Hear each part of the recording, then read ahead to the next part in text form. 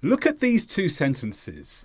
Jane enjoys Indian food. She shares this with her husband. Now, these are two fairly simple sentences. How can we make them more complex, more advanced? Sentences which look like you're a C1 English or C2 English user. Well, you can do this.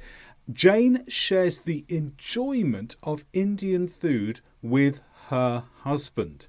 It means the same, but look, now we only have one sentence instead of two, and we've done something else called nominalization. Nominalization means turning words into nouns. And when you do this, you make your speaking and writing more advanced and more complex.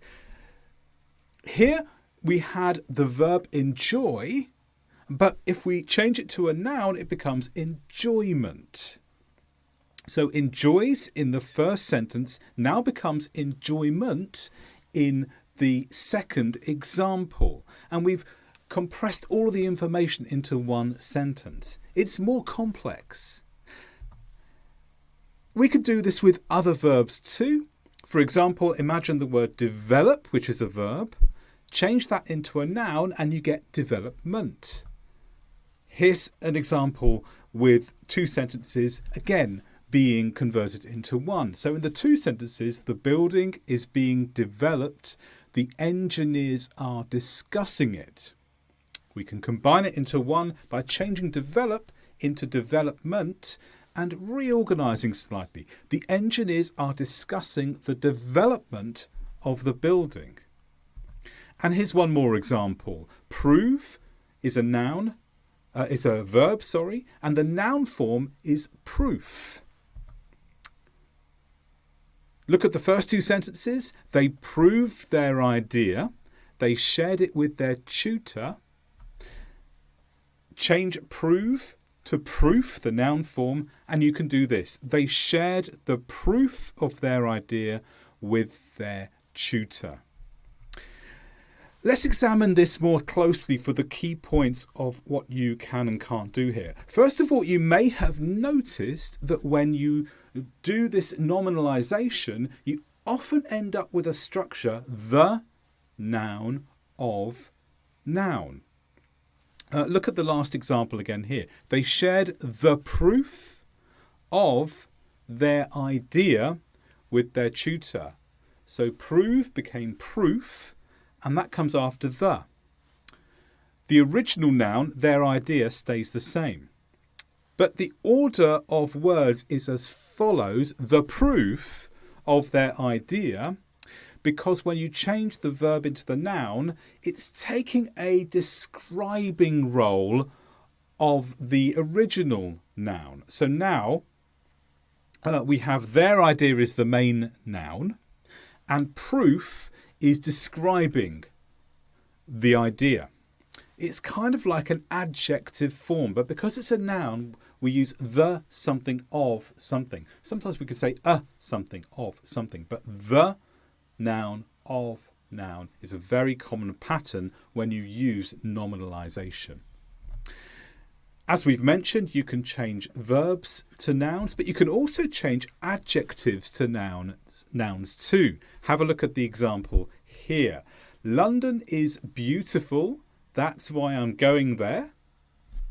You can change that into one sentence by converting beautiful, the adjective, into its noun form, beauty. The beauty of London is why I am going there. So this is a really useful tip to help you make your writing or speaking more complex in English and get those marks up if you're taking an exam to that C1, C2 level or a higher IELTS band or just higher results in anything you do. When you use nominalization, your listener will think this is someone who can speak in a complex way.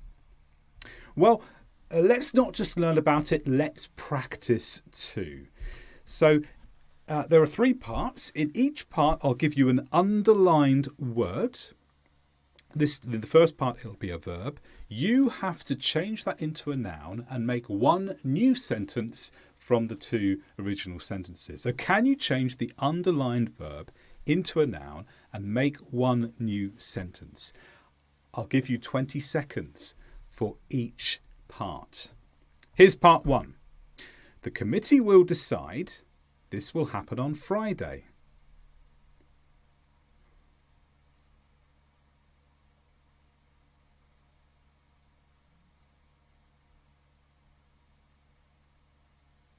Now remember, this is YouTube, so you can pause the video, you can make it go slower if you need more time. But here is one way of doing this. The decision of the committee will happen on Friday. So you see here, the committee was the original noun. Decide was the activity of the committee, but if we change it into the noun form, it kind of becomes like an adjective describing committee. The decision of the committee will happen on Friday. Here's part 2. The team succeeded. They celebrated.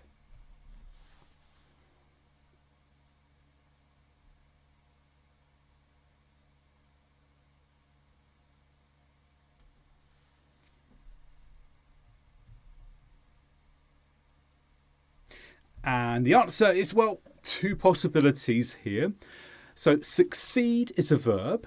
The noun form of succeed is success. So we need to change that to success. Possibility 1, the success of the team was celebrated. Number 2 perhaps is more straightforward here. The team celebrated their success. So here we keep the team at the beginning, then the activity that the team did, and then what did they celebrate? It was their success. Now, because we've changed this into a noun form, it's now become possessive to the team. The noun belonged to them, their success.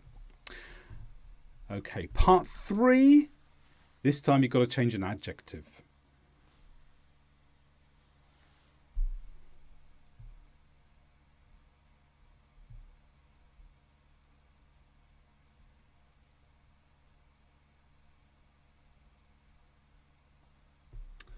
And here, excited.